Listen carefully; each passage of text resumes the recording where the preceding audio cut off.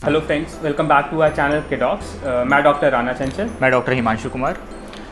आजकल ओपीडी में पेरेंट्स का बड़ा ही कॉमन सा क्वेश्चन हो गया है कि अब उनके बच्चों को की इम्यूनिटी बढ़ाने के लिए हम क्या क्या दे सकते हैं या कौन कौन से फूड आइटम्स या कौन कौन से ऐसे प्रोडक्ट्स हैं जो कि बच्चों की इम्यूनिटी को बढ़ाएं।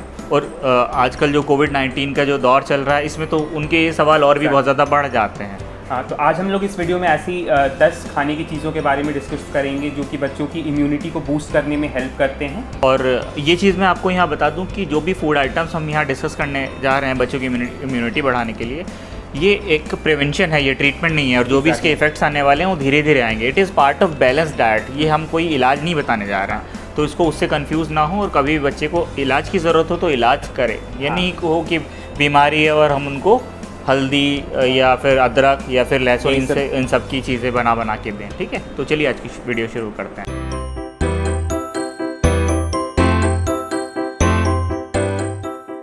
तो जो सबसे पहला जो खाने का जो आइटम होता है वो सभी को पता होता है। हम लोग हमेशा बोलते आते हैं कि ग्रीन लीवी वेजिटेबल्स की बात करते हैं।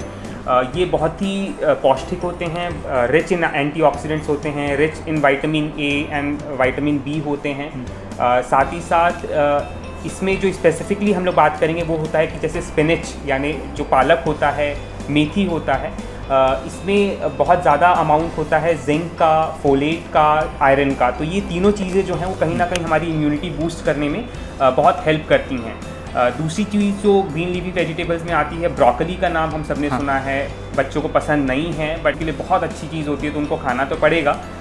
थोड़ा सा बहला फुसला के ज़रूर खिलाइएगा। अगेन वो भी विटामिन ए, सी और ई में बहुत ज़्यादा रिच है, very rich in antioxidants. Green leafy vegetables के साथ एक पेरेंट्स को मेरी एक ये टिप रहेगी कि बहुत ज़्यादा उसको कुक ना करें। जितना कम कुक करेंगे उतनी ज़्यादा उसकी न्यूट्रिशनल वैल्यू होगी, उतने ज़्यादा उसके अंदर के जो विटामिन हैं, मिनरल्स हैं, वो प्रिजर्व रहेंगे। तो बहुत ज़्यादा अगर आप कुक कर दे रहे हैं तो उसकी न्यूट्रिशनल वैल्यू बहुत कम हो जाती है। तो ये एक बहुत ही हेल्दी टिप है। अगर अच्छे से क्लीन करके आप उसका सैलेड बना के दे सकते हैं, या अगर कुक करना है तो स्टीम करके कम से कम कुक करें। जितना कम कुक होगा उतनी ज़्यादा न्यूट्रिशनल वैल्यू होगी। बेक्ड या बॉइल्ड वेजिटेबल्स जो हम लोग देते हैं वो काफ़ी ज़्यादा न्यूट्रिएंट रिच होते हैं। Exactly. अच्छा, एक और जो होता है सब्जी का ही पार्ट है, ऑल्दो वो कलरफुल होता है, ये है लाल शिमला मिर्च। अगर मार्केट में मिल जाती है तो ये भी बहुत रिच होता है न्यूट्रिएंट्स और एंटी इन्फ्लामेटरी प्रॉपर्टीज़ के लिए, जो कि बच्चे को इम्यून एनहांस करने में, बच्चे या बड़ों को इम्यूनिटी के लिए बहुत अच्छी होती है। It is one of the richest source of vitamin C also. Exactly. तो अगर if you can include this in your diet, it is a very good source of all the antioxidants and everything, जो कि बच्चे की immunity के लिए helpful होगा। इसके बाद जो दूसरा फूड आइटम है उनमें आते हैं हमारे सीजनल फ्रूट्स। अपने बच्चों को हमेशा जो भी हम फल खिलाएं कोशिश करें कि जो सीज़न के हिसाब से फ्रूट्स आ रहे हैं वही दिए जाएं। इनमें भी जो काफ़ी बेनिफिशियल फ्रूट होता है वो होता है पपाया या पपीता, जिसके बारे में सभी को पता है कि फलों में, फ्रूट्स में काफ़ी ज़्यादा बेनिफिशियल इफेक्ट्स इसके होते हैं। इसके अंदर विटामिन सी का एक बहुत अच्छा सोर्स होता है, काफ़ी ज़्यादा विटामिन सी इसमें पाया जाता है। इसके अलावा इसमें पेपेन एंजाइम होता है जिसकी एक तो एंटी इन्फ्लामेटरी प्रॉपर्टीज़ होती हैं। इसकी जो डाइजेशन में भी काफ़ी हेल्प करता है, जिनको एबनॉर्मल बाउल हैबिट्स हैं, कब्ज़ वगैरह है, उसमें काफ़ी हेल्पफुल होता है। इसके अलावा इसमें फोलेट काफ़ी पाया जाता है। और पेपेन ही है जिसके लिए लोग अक्सर बोलते हैं कि डेंगू में कई बार पपीते के पत्तों का जूस पिला दिया या और भी तमाम चीज़ें पपीते की दी जाती हैं। तो ये अपने आप में काफ़ी एक अच्छा कंपोनेंट होता है, बॉडी के लिए काफ़ी हेल्पफुल होता है। हाँ, तो यही चीज़ है कि फ्रूट्स के बारे में एक हम लोग को पेरेंट्स शुरू से ही बोलते थे या टीचर्स पढ़ाते थे, जितने रंग बिरंगे फ्रूट्स होंगे, जितना कलरफुल फ्रूट होगा उतना रिच इन न्यूट्रिएंट होगा, तो आप उसको देते रहिए। सीजनल फ्रूट की बात हम लोग इसलिए करते हैं क्योंकि वो फ्रेश होते हैं। फ्रूट्स में पोटाशियम बहुत अच्छे अमाउंट में होता है, जो कि अगेन इम्यूनिटी और हेल्थ के लिए बहुत इंपॉर्टेंट है। हिमांशु, हम लोग जनरली पेरेंट्स को ये चीज़ समझाते रहते हैं कि फ्रूट हमेशा बेटर है जूस देने के लिए। हाँ। पेरेंट्स पूछते हैं जूस दे दें, तो जूस में कोई परेशानी नहीं है, बट जूस से कहीं ज़्यादा बेटर है कि आप कंप्लीट फ्रूट दें, क्योंकि उसमें फाइबर्स होते हैं जो कि अगेन हमारे डाइजेस्टिव सिस्टम और इम्यूनिटी के लिए बहुत ही अच्छे होते हैं। नेक्स्ट जो कैटेगरी आती है थर्ड, वो भी एक टाइप के फ्रूट्स हैं, ये हैं बेरीज। तो जैसे रास्पबेरी हो गया, चेरीज़ हो गए, स्ट्रॉबेरी हो गया। ये जो बेरीज होते हैं ये भी अपने आप में बहुत ज़्यादा रिच होते हैं और बॉडी की डिफेंस को इम्प्रूव करने में इनका बहुत अच्छा रोल होता है।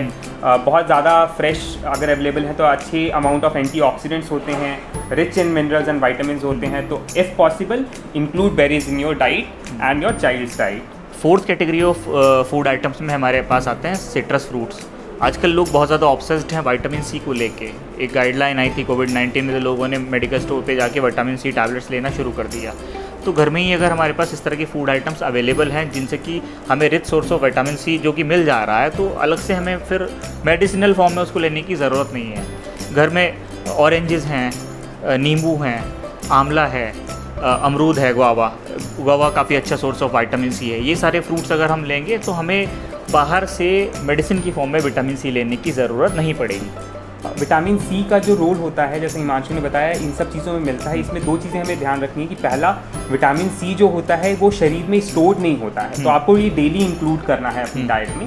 दूसरा, जो विटामिन सी होता है हमारे सेल्स में या हमारे शरीर में कुछ WBC होते हैं जो कि इम्यूनिटी के लिए मेनली रिस्पॉन्सिबल होते हैं, तो इनके प्रोलिफरेशन या इनके नंबर को इंक्रीज करने में भी विटामिन सी बहुत हेल्पफुल होता है, क्योंकि इन्फेक्शन से लड़ने में WBCs का रोल है, WBCs को बढ़ाने में विटामिन सी का रोल है, जिसको कि हम लोग मेडिकली एस्कॉर्बिक एसिड बोलते हैं। तो अपने डाइट में सिट्रस फ्रूट डेली इंक्लूड करनी है, क्योंकि ये बॉडी में स्टोर नहीं होता है, जो भी एक्सेस होता है वो यूरिन या स्टूल में निकल जाता है। जो फिफ्थ फूड होता है वो एक्चुअली मेरे को लगता है इंडियन घरों में हर किसी के पास फूड में इंक्लूडेड होता है, वो है गार्लिक यानी लहसुन। लहसुन जो होता है इसमें anti bacterial, anti viral properties होती हैं, साथ ही इसमें जिंक का कंटेंट भी बहुत अच्छा होता है। और इसमें भी जिस तरीके से हमने विटामिन सी की बात की, ये भी हमारे WBC प्रोडक्शन के लिए बहुत हेल्पफुल होता है और उसके प्रोडक्शन को इंक्रीज़ करता है। तो इफ़ पॉसिबल तो गार्लिक अपने फूड में या सब्जियों में ज़रूर इंक्लूड करें। इसके बाद अगला फूड आइटम काफ़ी कॉमनली हम लोग यूज़ करते हैं अपने घर में और काफ़ी ज़्यादा बेनिफिशियल है, वो होता है टर्मरिक या हल्दी। ये तो शुरू से ही हमारे पेरेंट्स या हमारे दादा दादी समझाते हैं, कभी भी चोट लग जाए, कभी भी कोई इन्फेक्शन हो, गले का, छाती का इन्फेक्शन हो, घाव हो, उसमें हल्दी का बहुत ज़्यादा यूज़ होता है। हल्दी का लेप लगाना, हल्दी वाला दूध पिलाना, क्योंकि इसमें क्या होता है, एक जिस उसका कंपोनेंट होता है करक्यूमिन। एक तो इसकी एंटी वायरल प्रॉपर्टीज़ होती हैं, एंटी इन्फ्लामेटरी प्रॉपर्टीज़ होती हैं। इसी वजह से आजकल जो कोरोना वायरस इन्फेक्शन से जो लोग लड़ने में बताते हैं कि फूड आइटम्स या जो भी उनकी गाइडलाइंस है घरेलू नुस्खों की, उसमें टर्मरिक का बहुत बड़ा रोल है। ठीक है, तो टर्मरिक को ज़रूर इंक्लूड करें, या तो हल्दी वाला दूध पिलाएं, खाने में तो हम लोग हल्दी यूज़ करते ही हैं, तो इट इज़ ऑलवेज मतलब very good source of anti inflammatory agents in your food. जैसे हम लोग ने पहले ही बताया था कि ये रिप्लेसमेंट नहीं है, किसी दवाई की रिप्लेसमेंट नहीं है, this is only to boost your immunity और हेल्प करने के लिए। किसी कोई अगर प्लीज़ बीमार है तो प्लीज़ ये चीज़ ना हो कि हम हल्दी पी के ही ठीक हो जाएंगे, ऐसा मत सोचिएगा। तो सातवां जो कंपोनेंट है वो है जिंजर यानी अदरक। अपनी डाइट में ज़रूर इंक्लूड करें, बच्चों की डाइट में इंक्लूड करें। जिंजर जो होता है इसकी कुछ बहुत अच्छी प्रॉपर्टीज़ होती हैं। एक तो ये सोर थ्रोट या कफ में हेल्प करता है क्योंकि एंटी इन्फ्लामेटरी होता है। साथ ही साथ इसकी एक बहुत अच्छी प्रॉपर्टी होती है, वो है कोलेस्ट्रॉल लोअरिंग, जो कि बैड फैट होता है या कोलेस्ट्रॉल जब जिन लोगों का बढ़ जाता है उसमें भी बहुत हेल्पफुल होता है जिंजर। और साथ ही साथ इसमें नौशिया या वॉमिटिंग की जो टेंडेंसी होती है वो भी कम करने की अच्छी पोटेंशियल होती है, तो जिंजर को ज़रूर इंक्लूड करें। नेक्स्ट फूड आइटम हमारा है ओट्स। आजकल बहुत ज़्यादा इन ट्रेंड है ओट्स, है ना। एडल्ट्स भी जो होते हैं, जो हेल्थ कॉन्शियस है, वो भी लेते हैं। ये बीटा ग्लाइकन होता है जो कि एक्टिवेट करता है हमारे किलर सेल्स को। किलर सेल्स पार्ट ऑफ हमारी इम्यूनिटी होता है जो कि इन्फेक्शन से लड़ने में हेल्प करता है। तो ओट्स अगर लेते हैं, पहली चीज़ तो ये है कि अच्छा सोर्स ऑफ फाइबर भी होता है, डाइजेशन को ठीक रखेगा, जो वेट गेन होता है, जिन लोगों में वेट गेन की प्रॉब्लम होती है उसको कंट्रोल रखता है, लो ग्लाइसेमिक इंडेक्स फूड होता है, और जो मैंने बताया है कि किलर सेल्स को एक्टिवेट करता है जिससे कि हमारी बॉडी की इम्यूनिटी इन्फेक्शन से लड़ने में हेल्प करती है। अच्छा, ओट्स में यहाँ कोशिश करना है कभी भी मार्केट से ख़रीदें तो जो ये मसाला ओट्स या फ्लेवर्ड ओट्स होते हैं वो ना लेके जो प्लेन ओट्स होते हैं वो आप लें, और उनकी तमाम रेसिपीज़ आपको मिल जाएंगी, उसको घर पे बना के उसको कंज्यूम करें। अरे जैसे हम लोगों ने बेरीज़ की बात की है, फ्रूट्स की बात की, अब हमेशा वो ऐड कर सकते हैं उसको फ्लेवर और स्वीटनेस डालने के लिए। हाँ। नौवां जो पॉइंट आता है वो होता है सीड्स एंड नट्स की बात हम लोग जब करते हैं, तो सीड्स एंड नट्स जो होते हैं जैसे कि फॉक्स सीड हो गया, सनफ्लावर सीड्स हो गए, पम्पकिन सीड्स हो गए, नट्स में हमारे कैश्यू हो गया यानी काजू, बादाम, ये सब जो होते हैं। सबसे इंपॉर्टेंट है कि ये जो गुड कोलेस्ट्रॉल या गुड फैट होता है, ओमेगा 3 फैटी एसिड्स जो होते हैं उनमें रिच होता है। अच्छा, वॉलनट भी काफ़ी इंपॉर्टेंट है। हाँ, इसमें अखरोट जो है उसमें भी ये ओमेगा फैटी एसिड्स वगैरह काफ़ी मिलते हैं, काफ़ी रिच है। हाँ, तो ये जो ओमेगा 3 और ये गुड फैटी एसिड होते हैं ये बच्चे के ब्रेन के डेवलपमेंट में इंपॉर्टेंट होते हैं। साथ ही साथ जो सीड्स की हमने बात की, सनफ्लावर सीड्स या फॉक्स सीड्स हैं, इनके अंदर फॉस्फेट, मैग्नीशियम, विटामिन ई, इनकी कंटेंट भी बहुत ज़्यादा होता है, जो कि अगेन हमारे बॉडी में इम्यूनिटी बूस्ट करने में हेल्प करते हैं और एंटी इन्फ्लामेशन में भी काम करते हैं। तो अगर पॉसिबल हो तो हर बच्चे को नट्स एंड सीड्स ज़रूर इंक्लूड करें। लास्ट जो हमारा फूड होता है वो योगर्ट है। योगर्ट में प्रोबायोटिक्स काफ़ी ज़्यादा मिलते हैं। प्रोबायोटिक्स जो कि गुड बैक्टीरिया होते हैं, हमारी बॉडी के इम्यून सिस्टम को भी बूस्ट करते हैं। जो बॉडी में बैड बैक्टीरिया या पैथोजेनिक बैक्टीरिया होते हैं उनसे फाइट करते हैं, उनसे कॉम्पीट करते हैं ताकि वो इन्फेक्शंस ना कॉज कर पाएँ। इसके अलावा अगर विटामिन डी फोर्टिफाइड योगर्ट हमें मिले वो ज़्यादा बेहतर है। हाँ, फ्लेवर्ड योगर्ट नहीं लेने चाहिए, हमेशा प्लेन योगर्ट लें, कोई एक्स्ट्रा प्रिजर्वेटिव्स या कलर्स या फ्लेवर्स के साथ ना लें तो ज़्यादा बेटर है। तो ये तो जो 10 फूड्स हमने बता दिए जो कि मेरे ख्याल से हर कोई खा सकता है। हमारे इंडिया में काफ़ी वेजिटेरियंस हैं और कुछ एगिटेरियंस होते हैं, तो 3 ऐसे स्पेशल फूड्स की हम बात करेंगे। उनमें से पहला तो एग है, जिसको कि हम लोग सुपर फूड या कंप्लीट प्रोटीन कहते हैं।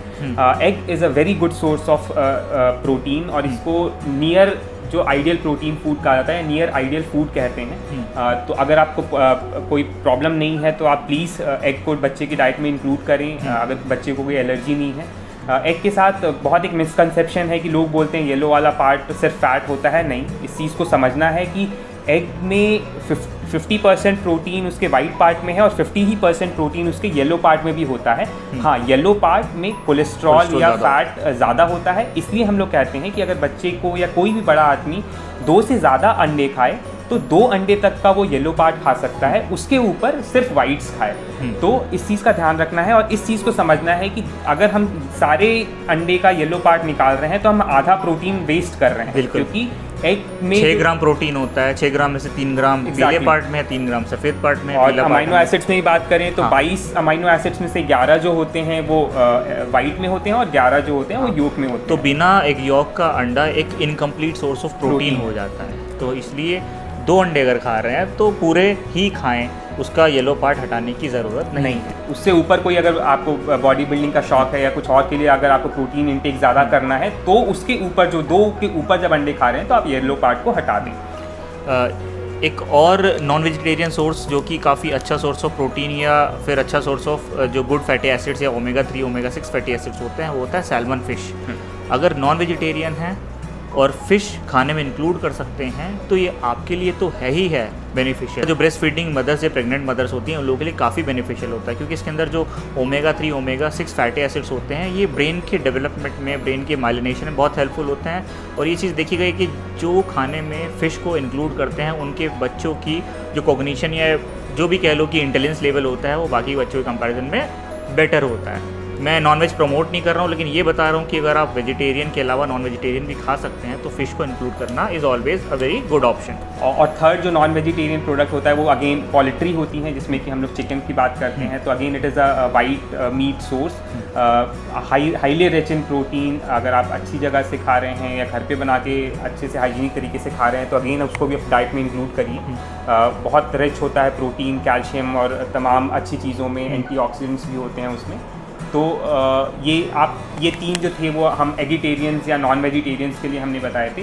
शुरुआत के 10 आपको हर कोई उसको खा सकता है। अच्छा, ये केवल बच्चों के लिए नहीं, जो एडल्ट्स भी हैं, मदर हैं, फादर हैं या जो ग्रैंड पेरेंट्स भी हैं, वो भी जो लिस्ट ऑफ जो फूड बताई हैं इम्यूनिटी बूस्टर फूड, ये सभी के लिए इंक्लूड कर सकते हैं। बट ये है कि अपने बच्चों पे ज़्यादा ध्यान देना है, जो पेरेंट्स जिनके सवाल होते हैं तो हम बच्चों वाले डॉक्टर हैं तो बच्चों के लिए ज़्यादा बताएंगे। तो मेरे ख्याल से आज की वीडियो में बस इतना ही। प्लीज़ चैनल को सब्सक्राइब करिएगा, लाइक करके कमेंट करिए, और अगर वीडियो अच्छी लगी तो अपने दोस्तों के साथ शेयर करिए ताकि ज़्यादा से ज़्यादा ये इन्फॉर्मेशन सबके पास पहुँच जाए और सबकी हेल्प हो। Thank you.